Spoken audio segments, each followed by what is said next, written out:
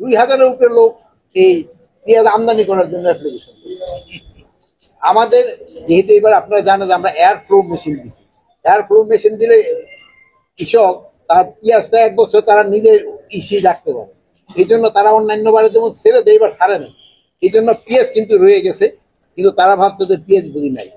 এই জন্য পেঁয়াজের দাম সহনীয় পর্যায়ে থাকবে। আর একটা জিনিস, সবজি কিন্তু এবার আপনারা দেখবেন প্রচুর সবজি হয়েছে।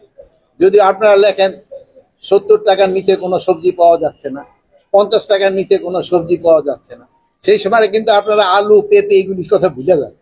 আলুর কৃষকদের কোনো দাম পায় না, এইগুলি কিন্তু আপনারা একেবারে ভুলে যান যে আলুর চাষিরা এবার দাম পায় না। যেগুলি দাম কম থাকে ওইগুলিও বলবেন, যেটা বেশি থাকে ওইটাও বলবেন। আর শীতের সবজিটা তো উঠা শুরু হয়নি। শীতের সবজিটা যখন পুরা দমে শুরু হবে, সেই সময় দেখবেন এই সবজির দামটা অনেক কমে যাবে। প্লাস এবার আমরা কিন্তু ওই ছোট ছোট মিনি কোল্ড স্টোর টাইপের কিন্তু প্রত্যেক এলাকায় দিয়েছি। আমরা আরো 100 দিচ্ছি।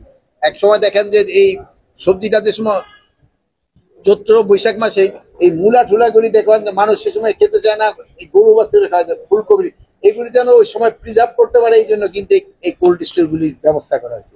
এটার ক্ষেত্রে আইনগত ব্যবস্থা বা যে কোনো ব্যবস্থা প্রশাসনকে অবশ্যই তারা যেটা নেওয়ার এটা নিবে। সবচেয়ে ভালো হলো যে সব পার্টির সাথে বসে একটা সমস্যার সমাধান। এটা ক্ষেত্রে আমি আশা করব আপনারাও কোঅপারেট করবেন, যেন একটা ঘটনা ঘটছে এটা কিভাবে সবাই মিলে বসে সমাধান করবে। সে ওই সময় থেকে এখন পর্যন্ত যে আইন শৃঙ্খলা পরিস্থিতি খুব ভালো, কেউ কোনোদিন সবসময় একটু নেগেটিভের দিকেই থাকে। বাট এখন আমি বলবো যে মোটামুটি সন্তোষজনক, যে খুব একটা ভালো আমি তাও বলবো না।